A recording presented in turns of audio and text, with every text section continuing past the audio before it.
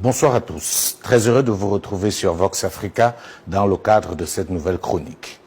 Actualité oblige, avec tout ce qui se passe dans le monde et particulièrement en Afrique, nous avons la responsabilité et je dirais même l'obligation de vous donner un maximum d'éléments pour comprendre les enjeux qui structurent l'avenir du continent africain. Aujourd'hui, on va parler de la France et notamment des raisons de sa présence en Afrique.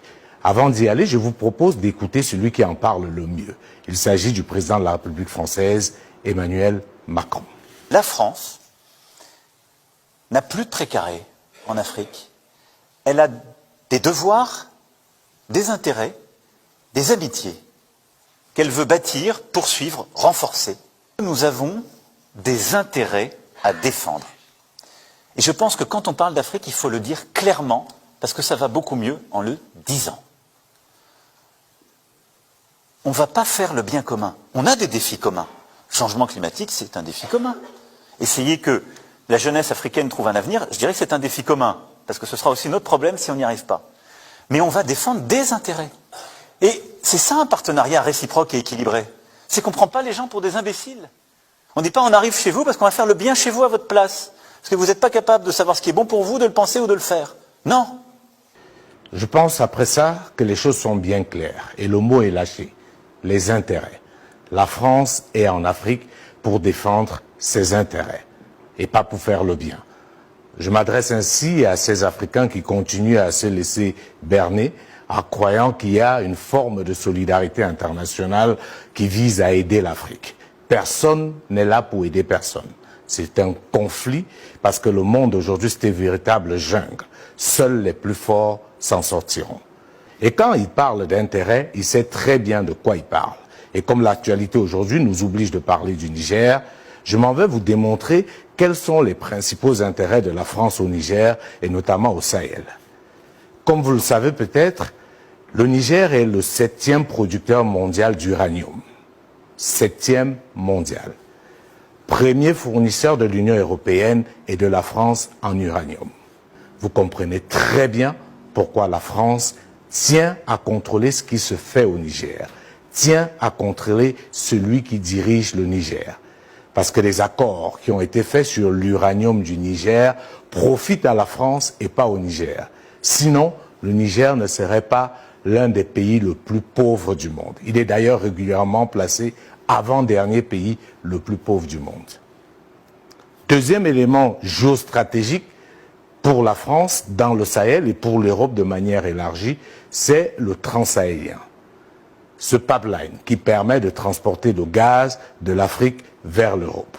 Vous comprenez très bien qu'avec la conjoncture actuelle au niveau de la scène internationale, à cause de la guerre en Ukraine, le gaz africain devient incontournable. Donc pour ces puissances-là, si elles ne peuvent plus contrôler ce transsahélien, cela présente pour elles un véritable danger et un véritable risque.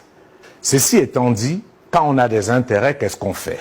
On les protège et par tous les moyens. C'est ce qui justifie la présence des bases militaires françaises en Afrique. Ces bases militaires sont là justement pour protéger les intérêts de la France sur le continent africain.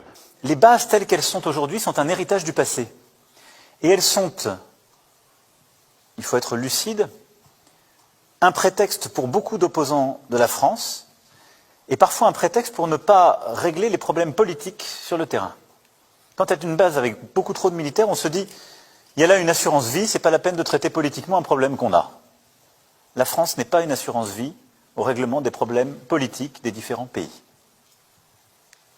Je le dis très clairement. Et le rôle de la France n'est pas de régler toutes les situations en Afrique. Je le dis tout aussi clairement et humblement. Et à côté de ça, nous devons donc avoir une visibilité qui n'est pas la même. Parce qu'on l'a bien vu ces derniers mois et ces dernières années. Si c'est le cas, très vite, avec beaucoup de propagande aussi, les gens se retournent et disent notre problème est là, c'est eux, ils sont en train de soutenir un coup d'État, ou ils soutiennent le pouvoir en place. Et donc on a besoin que nos partenaires africains expriment leurs besoins, sécuritaires et militaires, l'assument, nous le décrivent, que nous soyons au rendez-vous de ce qu'on doit faire, c'est pourquoi on restera, mais avec une empreinte réduite en propre, mais nous allons plus former, plus équiper et mieux accompagner, parce que ce sera sur la base d'une demande exprimées. Et donc ces bases ne seront pas fermées, pour ce qui est des principales bases. Il peut y avoir des réajustements après des dispositifs en fonction du dialogue que nous aurons avec les uns les autres et des besoins, mais elles seront réaménagées et elles deviendront académies, bases conjointes, etc. J'espère que vous avez noté avec moi toutes les contradictions de cette prise de parole d'Emmanuel Macron. En fait, pour qu'on se comprenne très bien, le contexte est particulier. L'attitude de la France en Afrique est de plus en plus décriée. Et l'une des choses qui fait le plus jaser, ce sont ses bases militaires. Mais les dirigeants politiques français sont, disons-le ainsi, très malins. Ils vont essayer d'anticiper, comme cela avait déjà été le cas avec la décolonisation.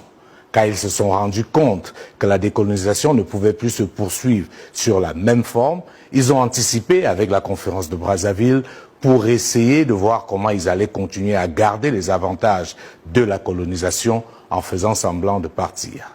C'est la même chose qui est en train de se dérouler aujourd'hui avec les bases militaires. La France a conscience, avec ce qui se passe dans le Sahel, que sa présence militaire en Afrique est un réel problème. C'est pour cela qu'elle anticipe et essaye de parler d'une quelconque transformation. Mais où le problème se pose, c'est qu'Emmanuel Macron oublie que c'est aux Africains de décider s'ils veulent que les bases militaires françaises restent en Afrique. Je vous prends un exemple. C'est comme si vous êtes chez vous, quelqu'un s'y installe de force, et quand vous lui demandez de partir, il dit non, je ne pars pas, je reste. J'ai conscience que je suis chez vous, mais je vais changer de chambre. Désormais, je vais faire le ménage, je vais vous aider à faire la cuisine, mais en aucun cas, je n'envisage partir. On est encore là dans un jeu de dupes. Il faut bien expliquer au président français que les Africains sont libres de demander immédiatement le départ de l'armée française du territoire africain. Ces territoires appartiennent aux Africains. Et une fois qu'ils seront partis, on pourra décider, si on veut, de les rappeler à nos conditions ou de rappeler quelqu'un d'autre. Mais on ne peut pas s'installer chez les gens et décider de ce qu'on va y faire et décider d'y rester, y compris contre leur volonté. L'autre élément important qu'on pourrait relever, c'est pourquoi est-ce que les États africains n'exigent pas aussi d'avoir des bases militaires en France, par exemple? Comme vous le savez, l'un des principes fondamentaux de la diplomatie, c'est bien entendu la réciprocité.